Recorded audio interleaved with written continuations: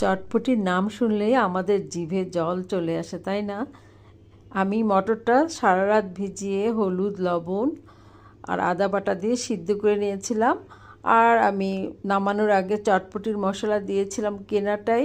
আমি নিজের হাতেও করি, আমার করাটা ছিল না তাই দিতে পারিনি।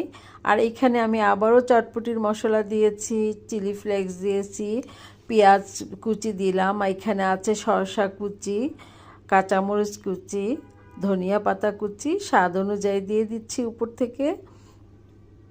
একে একে সব উপকরণগুলো দিচ্ছি।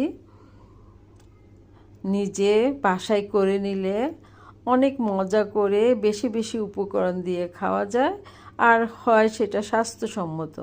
আর এখানে আমি করেছি টক। এখানে আমি দিয়েছি ভাজা জিরের গুঁড়ো, চিলি ফ্লেক্স, বিট লবণ, চিনি, লেবু খোসা গ্রেট করে দিয়েছি। অনেক বেশি মজার হয় এই টকটা। আর এখানে আমি দিলাম একটা সিদ্ধ ডিম, উপর থেকে গ্রেট করে দিয়েছি, চাইলে দুটোও দিয়ে যায়, আমি একটা দিয়েছি।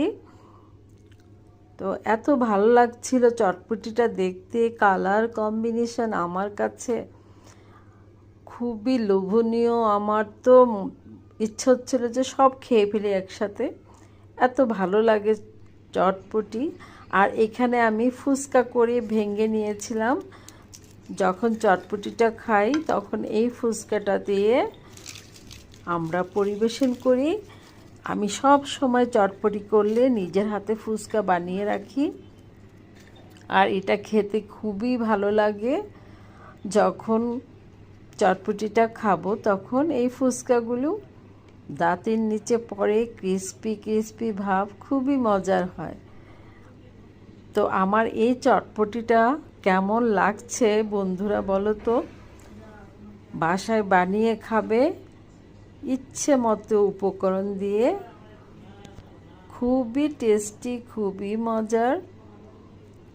আর আমি তারপর আমার বাচ্চাদেরকে সার্ভ করে দিয়েছিলাম এই চটপটিটা। ওরা খুব মজা করে খেয়েছে।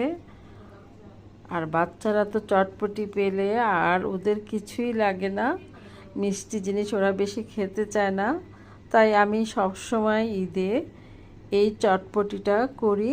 আর এই চটপটির রেসিপিটা আমার পেজে দেওয়া আছে, তোমরা চাইলে দেখে নিতে পারো। এখানে এই যে দেখো, আমার বাচ্চারা খেয়ে নিয়েছে খুব মজা করে, মোবাইলটাও ফেলে দিয়েছে চটপটি খেতে খেতে, এতই নাকি ভালো লেগেছে ওদের কাছে। তো সবাই